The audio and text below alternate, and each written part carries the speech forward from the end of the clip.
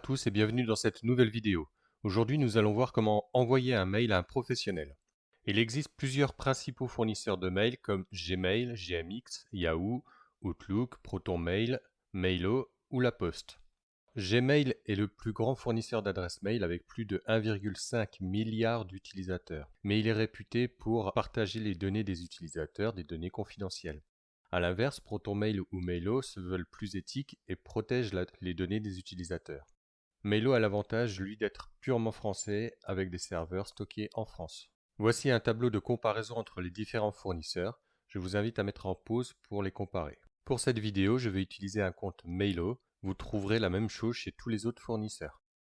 Lorsque vous serez connecté, vous trouverez la boîte de réception. C'est là où tous les mails arrivent. Vous trouverez les messages que vous avez envoyés, juste en dessous, les messages indésirables, ou ce qu'on appelle aussi les spams, la corbeille pour tous les messages que vous avez supprimés. Pour chaque mail, vous aurez la possibilité de répondre directement, de transférer le mail à une autre personne, de supprimer le mail, et enfin, la possibilité d'écrire un mail. Alors, lorsqu'on clique sur « Écrire », on va devoir ajouter un destinataire. Ce destinataire, c'est la personne qui doit recevoir le mail. Ensuite, vous avez l'objet.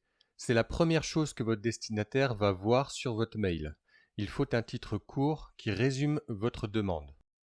Juste en dessous, vous avez la zone de rédaction du contenu du mail. C'est là que vous allez faire votre demande. N'oubliez pas d'être le plus poli possible et de donner les éléments les plus importants de votre demande.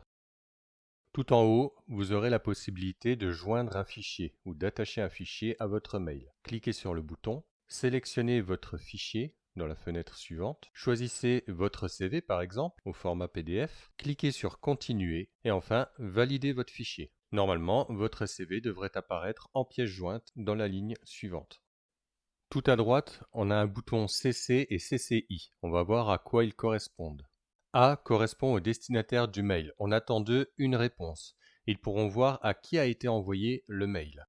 CC permet de mettre des personnes en copie des destinataires. Comme ça, ils auront l'information, mais on n'attend pas d'eux une réponse. Ils pourront voir les destinataires et ceux qui sont en copie.